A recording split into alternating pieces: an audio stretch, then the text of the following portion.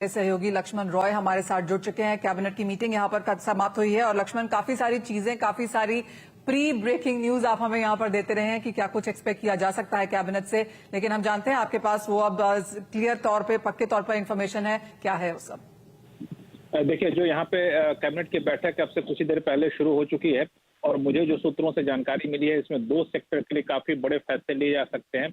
एक है आपको कोल कंपनियों के लिए जिनके पास कोल माइंस है, या फिर सरकारी कंपनियों के पास जिनके पास कोल माइंस है, उनके लिए ये छूट दी जा सकती है कि उनके बगल में जो भी कोल माइंस एलोकेट किया गया है, उनके बगल में जो कोल माइंस है या जमीन है, उसको लीज पर देने का अधिकार उन कंपनियों को मिल जाएगा।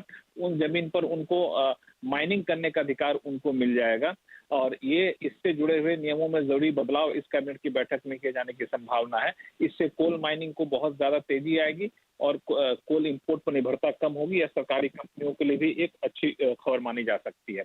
दूसरा, डिफेंस सेक्टर से जुड़े 4 महत्वपूर्ण प्रस्ताव है कैबिनेट कमेटी ऑन सिक्योरिटीज के ऊपर।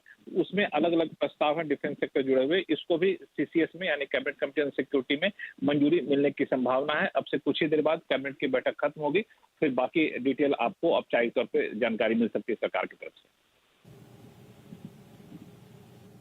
ऑल राइट लक्ष्मण, बहुत शुक्रिया। और ऑफकोर्स आपके ऊपर लगातार हम यहाँ पर नजर बनाए रखेंगे, आपके पास आते भी रहेंगे, जैसे कि आप वो कैबिनेट मीटिंग यहाँ पर देख रहे हैं। और जैसे आपने कहा कि कोल इंडस्ट्री के लिए यहाँ पर एक पॉजिटिव रह सकता है, तो कोल स्टॉक्स पर आपकी यहाँ पर नजर रहनी चाहिए। और दूसरा, जैसे लक्ष्मण कह रहे थे कि 4 महत्वपूर्ण डिसीजन यहाँ पर डिफेंस में आ सकते हैं, तो ऑफकोर्स वहां पर भी बाजार की नजर रहेगी। हमने देखा भी है वो स्टॉक्स को यहाँ पर इम्पैक्ट लगातार होता हुआ भी।